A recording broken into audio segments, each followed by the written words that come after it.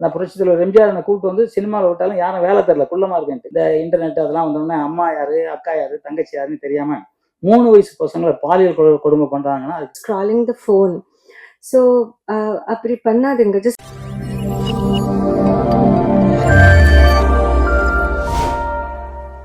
first of all, I would like to ask sorry because எனக்கு அவ்வளோ தமிழ் பேச வராது. But I'll try talking in Tamil only. So ஏதாச்சும் தப்பாச்சுன்னா மன்னிச்சுங்க. First of all I would like to ask everybody, எல்லாருமே தியேட்டர்ஸ்க்கு வந்து சினிமா பாருங்க. Not the cinema, all the cinema. Because நாளைக்கு இது டிவிలో பார்க்கணும் வரும் ஆர் மொபைல்னு பார்க்கணும் வரும் அப்படியான வெயிட் பண்ணாதுங்க. ஏன்னா இப்போ நம்ம எல்லாருக்குமே பேஷன்ஸ் ரொம்ப தக்குவ, it's very less. Because reels பார்க்கும், when we are seeing reels also, we cannot even see like 30 seconds. We just keep scrolling the phone. So அப்படி பண்ணாதீங்க. Just make yourself time, at least monthly once or twice or thrice, just 2 hours of time. தியேட்டர்ஸ்க்கு வந்து இந்த movie பாருங்க. Because theatre experience வந்து வீட்டில் கிடையாது, இல்லை ஃபோனில் பார்க்கணும், அந்த எக்ஸ்பீரியன்ஸ் வராது. நல்லா இருக்கோ இல்லையோ அது வேறு. Atleast to say it is good or bad, just watch the movie once, any movie, support the movies, so that only because of the theaters cinema can sustain in all the industries. Aravind sir வந்து தமிழ் திரை உலக ஒரு ஆங்கில படத்துக்கு நிகராக எடுத்து புரட்டி போட்டவர். அப்படி ஒரு ரசிகர் அவருக்கு உண்டு.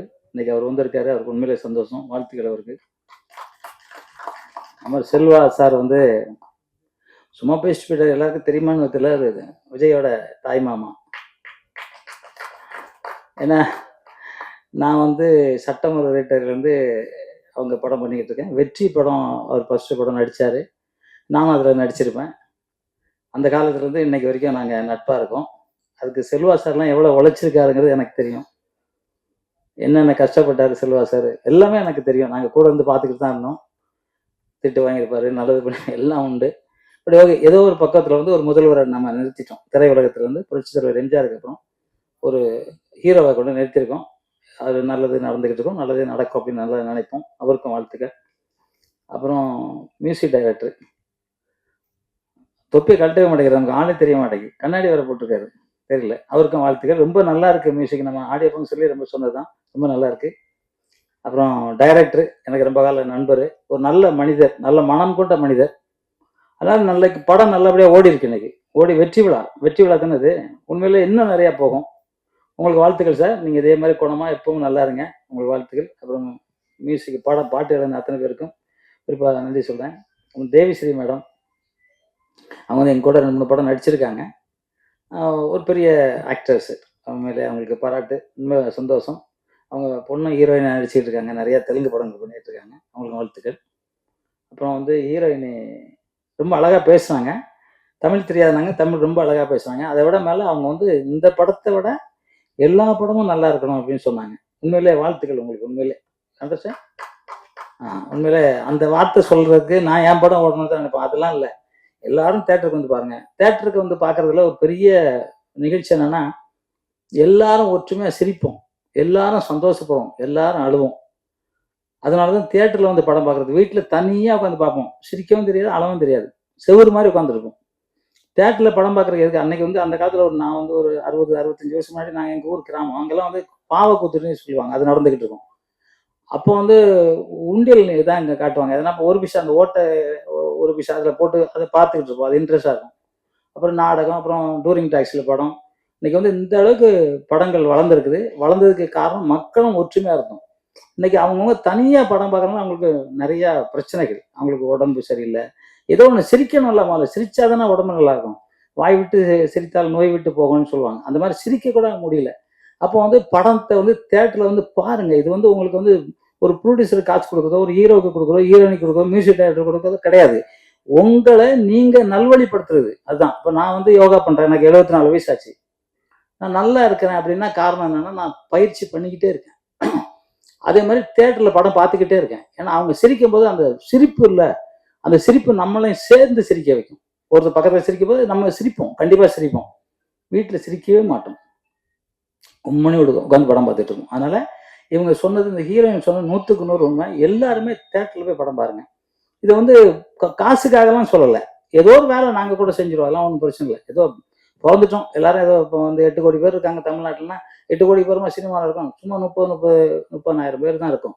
இதுக்கு எங்களுக்காகவே சொல்ல, இது மக்கள் பார்க்குற மக்களாக இருக்கட்டும், கேட்குற நண்பர்களாக இருக்கட்டும், நிச்சயமா தேட்டரில் வாரத்தில் ஒரு நாளாவது நம்மளை ரீசார்ஜ் பண்ணிக்கோங்க. நம்மளை சிரிச்சு அழுது, நம்ம அழ முடியாது, தனியாக உட்காந்து அழ முடியுமா? அந்த படம் பார்க்கும்போது கண் கலங்கும் நமக்கு. அந்த நீர் வர்றது ரொம்ப நல்லது உடம்புக்கு. இது மாதிரி எல்லாமே நீங்கள் தேட்டரில் வந்து படம் பார்க்கணும். இந்த படம் வந்து சக்ஸஸ் மீட் ஆனது உண்மையிலே சந்தோஷம். நான் ஆடியோ ஃபங்க்ஷனில் கலந்துக்கிட்டேன்.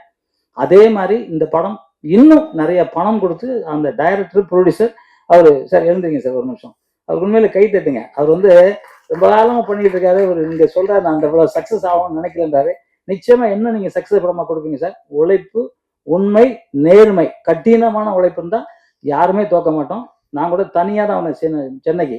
நான் புரட்சி தலைவர் எம்ஜிஆர் என்னை கூப்பிட்டு வந்து சினிமாவில் விட்டாலும் யாரும் வேலை தரல, குள்ளமாக இருக்கேன்ட்டு. அதுக்கப்புறம் நானே என்னோட முயற்சியில் என்னோட திறமையில இன்னைக்கு வந்து 2000 படம் பண்ணியிருக்கேன். அதெல்லாம் பெரிய விஷயம். அது மாதிரி நீங்களும் நிறைய படம் பண்ணணும். இந்த தமிழ்நாடு உங்களை வாழ்த்தும்னு சொல்லிக்கொண்டு அத்தனை பேருக்கும் நன்றி கலந்த வணக்கத்தை சொல்லிக்கிறேன். குறிப்பாக ஒரு சகோதரர் விஜய், அவருக்கும் அவங்களோட வாழ்த்துக்கள் சொல்கிறேன். நிறைய நல்லா இருக்கீங்க சார், நல்லா பெருசாக வாங்க, வாழ்த்துக்கள் சொல்கிறேன். எப்பவும் சொல்ல மாதிரி தான் சார். இன்னைக்கு உலகெல்லாம் போராடிக்கிட்டு இருந்தாலும் நம்ம இந்தியா மட்டும் நல்லா சந்தோஷமா இருக்கும்.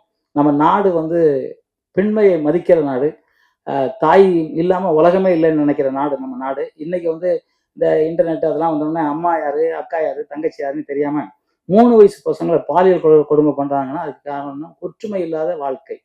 அதாவது யாருமே வந்து சாராயம், போதை வகையில் ஈடுபட்டு தன்னை வந்து மறந்துடுறாங்க. யாரையும் அண்ணனா போட எவனா இருந்தாலும் நமக்கு ஒரு கோட்டர் கிடைச்சா போதும்னு நினைக்கிறாங்க. அதை மறங்க. சாராயம் விற்கிறவன் சாராயம் குடிக்க மாட்டான், கஞ்சா விற்கிறவன் கஞ்சா குடிக்க மாட்டான், அபின் விற்கிறவன் அபின் குடிக்கவே மாட்டான். ஏன்னா அவனுக்கு தேவை காசு தான். ஆனால் நீங்கள் உங்கள் உயிரை கொடுத்து குடிச்சு ஒன்றுமே இல்லாமல் போகிறீங்க. அப்புறம் வேலைக்கு கூட ஆள் இல்லைங்கிறாங்க. அதனால நம்ம பாம்பேலேருந்தோ ஏதோ ஒரு குஜராத்தில் இருந்தோ எங்கேயோ எடுத்துகிட்டு வந்து வேலை செஞ்சுட்டு இருக்கோம். அப்போ வேலை உங்களுக்கு இல்லை. ஒரு தாய், ஒரு பெண், அவங்க கஷ்டப்பட்டு உழைச்சி தன்னோட கணவனுக்கு குழந்தைக்கு சாப்பாடு கொடுத்துட்டு இருக்காங்க இன்னைக்கு காலகட்டத்தில். அதை மாறணும். அந்த மாற்றம் உங்ககிட்ட இருந்து வரணும்னு நினச்சி இந்த இந்தியா எப்போதுமே சந்தோஷமா மன மகிழ்ச்சியாக இருக்கும். எல்லாத்துக்குள்ள பெரியது தமிழ். தமிழாக பிறக்கிறது தான் உலகத்திலே மிகப்பெரிய சிறந்த சக்தி. 889 கோடி மக்களில் தமிழனா பிறக்கிற அத்தை பேரும் புண்ணியம் செஞ்சால் மட்டும்தான் தமிழ்நாட்டில் தமிழனா பிறக்க முடியும். ஏன்னா குழந்தை தாயோட அந்த வாசல்ல வரும் கூட அம்மான்னு சொல்லுவோம், அத்தைன்னு சொல்லிட்டு வரும்போது மம்மின்னு சொன்னதா எந்த சரித்திரமும் இல்லை. அந்த தமிழ் வாழ்க, தமிழ் வெல்க. வென்றே தீர்வோம். நன்றி, ஜெய்ஹிந்த்.